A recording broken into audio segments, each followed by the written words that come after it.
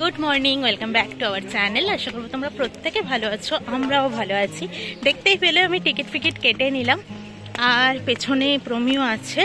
তো দুজন গেছিলাম, তার কারণ হচ্ছে যদি ভিড় পড়ে তো দুজন দুটো কাউন্টারে দাঁড়াবো। তো গিয়ে দেখলাম, তাই করলাম, কিন্তু বেশি ভিড় ছিল না, আমার কাউন্টারটাই আগে হয়ে গেছে, তাই জন্য আমি টিকিটটা কেটে নিলাম। আর ওই প্ল্যাটফর্মে মা, মামি, মামা সবাই দাঁড়িয়ে আছে। তো চলো, আর ও পেছনে কাজ করতে করতে আসছে, আমার ভিডিওর ট্যাগগুলো দিতে দিতে আসছে। সব রেডি করে নিয়েই আমরা বেরোচ্ছি। ট্রেন পেয়ে গেছি, বুঝতেই পারছো। আর এরকম গ্রাম্য পরিবেশ না আমার ভীষণ ভালো লাগে, তাই তোমাদের সাথেও একটু শেয়ার করলাম। আমরা চলে এসেছি হচ্ছে কচুয়া, আর সামনে ওই যে দিদিটা দাঁড়ানো, ওই দিদির স্টল থেকেই আমরা নেই। ফোনও করেছিলাম, পাপার কাছে নাম্বার থাকে, পাপা ফোন করে দিয়েছিল। ক্যামেরাটা এখন হেজি হয়ে গেছে, এবার অনেকটা পরিষ্কার। এবার পুজোর পর্ব শুরু, কারণ এসে তো আর সময় নষ্ট করে লাভ নেই। এই পুকুরটা থেকে ঘটে করে জল তুলে নিয়ে বাবার মাথায় ঢালতে হয়। তো আজকে না আমি একটা মালাও কিনেছি, প্রমি বললো মালা নাও একটা। তো আমি শুধু রজনীগন্ধার মালা নেইনি, আমি টগর ফুল, জবা, কলকে, তারপরে অপরাজিতা সব দিয়েই মালাটা গাঁথা ছিল। আমার ভীষণ ভালো লাগছিলো। প্রমি বলছিল একটু কালারফুল লাগবে, তাহলে বেশ ভালো লাগবে দেখতে। তো আমারও দেখে পছন্দ হলো, তাই আমি এই মালাটা নিলাম। আর মামি একটা মালা নিয়েছিল, ওটা রজনীগন্ধা আর হচ্ছে অপরাজিতা ফুলের মালা। তো দেখো এখানে বাবার মাথায় জল ঢালতে দেয়। আর আমি না মালাটা পরাতে গিয়ে খেয়াল করলাম, বাবার নাক মুখ পুরো আকন্দ ফুলের যে মালাগুলো হয় ওগুলোর হাইটটা একটু ছোট হয়, তো পুরো না নাক মুখ ঢেকে গেছে। ওই জন্য আমি একটু উঠিয়ে বাবার মাথার ওই দিকটাতে মালাগুলোকে দিয়ে দিলাম।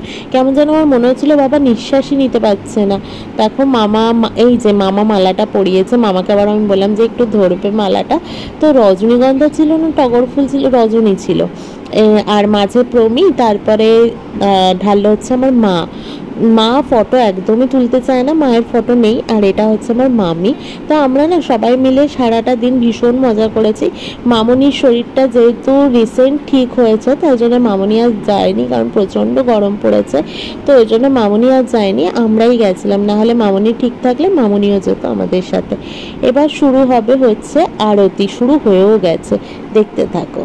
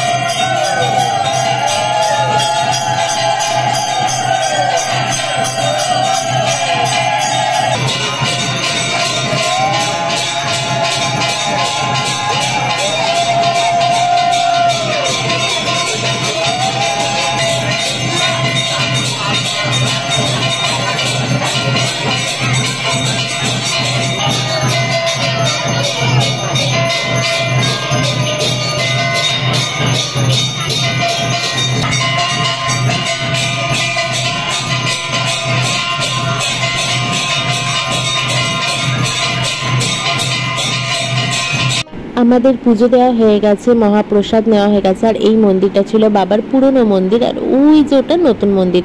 আর আজকে দেখতে পাচ্ছ কি ভিড় হয়েছিল, ভোগের লাইন এত দূর অবধি চলে এসেছে। আমরা এখানে ভোগ খেয়েই যাব। এখানে আগের বারও একই সেম ভোগ ছিল, এবারও তাই খেয়েছি আমরা। এরপর আমরা যাব চাকলা, আর আমরা চাকলা চলেও এসেছি। ভাবলাম কচুয়া যখন এসেইছি, চাকলা আমি গিয়েছিলাম, অনেক ছোটবেলায় গিয়েছিলাম, কিন্তু তারপরে আমার আর কিছু মনে নেই।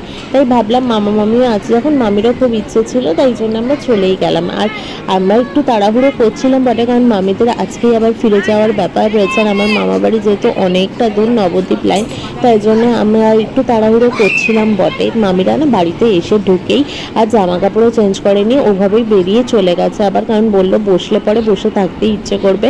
তো মামার আবার স্যাটারডে অফিস আছে, তো ওই জন্য মামারা চলে গেল। তো আমরা না ওখানে ভোগ খেয়েছিলাম খিচুড়ি, পোলাও, সয়াবিন আলুর তরকারি আর পায়েস। তারপর আমরা এসেছিলাম চাকলা, আর গরম গরম খাবার ছিল তো আরও বেশি যেন গরম লাগছিল। আর এই কাঁঠাল গাছটায় দেখো কত কাঁঠাল ধরেছিল, আমি শুধু সেটাই দেখছিলাম। আর মন্দিরটা এখানকারও অপূর্ব লাগছিল, চাকলার পরিবেশটাও আমার ভীষণ। চাকলায় একটু জায়গা বেশি আছে, আর কচুয়াতে মন্দির আমার মনে হয় এখনো করবে, কচুয়ার মন্দিরটা একটু ছোট। যাই হোক, বাবা তো একই, আমরা ওখানে পুজো দিয়েছি, তারপরে খাওয়া দাওয়া করেছি বলে আর এখানে পুজো দেবো না, জাস্ট একটু প্রণাম করলাম বাইরে থেকে। আমি আর মন্দিরের ভেতরেও ওই জন্য ঢুকিনি, যেহেতু খেয়ে দিয়ে এসেছি তাই জন্যে। তো বাইরে থেকেই প্রণাম করলাম, তোমাদেরকেও বাইরে থেকেই দেখিয়ে দিলাম। আর এখানে ভেতরে ক্যামেরা এমনিও অ্যালাউ ছিল না। তো এবার ওপরে উঠবো সিঁড়িটা দিয়ে মন্দিরটার। তো এখানে ছিল গণেশজি ওপরটাতে, আর ওপরটা এত ঠান্ডা ছিল যে কি আর বলবো, ভীষণ ভালো লাগছিল। আর এই টাইমে না আমরা জুতো জমা দেইনি, জুতো জমা দিলে লাইনে দাঁড়াতে হতো। প্রথমে মামা দাঁড়িয়েছিল, আমরা ভেতরে এসেছিলাম, তারপরে কি আমার মা দাঁড়িয়েছিল জুতোর ওখানটাতে, আর তারপরে মামা মামিও এসেছিল। তো এভাবেই আমরা জুতো একজনের কাছে রেখে দিয়ে আমরা চলে এসেছিলাম, কারণ জমা দিতে গেলে অনেকটা টাইমও যেত আর নেওয়ার সময়ও লাইন দিতে হতো, তাই জন্য। আর এখানে দেখো শিব পার্বতীও ছিল। তো মন্দিরটা আমাদের ভীষণ ভালো লেগেছে, তোমরা যারা কাছাকাছি থাকো তারা একবার দেখে আসতেই পারো যদি না দেখে থাকো। তো চলো আজকের মতো টাটা। আজকে না গরমে পুরো হাঁপিয়ে গেছি, আর আজকে ব্লগ নয়, আবারও ফিরে আসবো তোমাদের কাছে কালকে। জানিও কেমন লাগলো তোমাদের।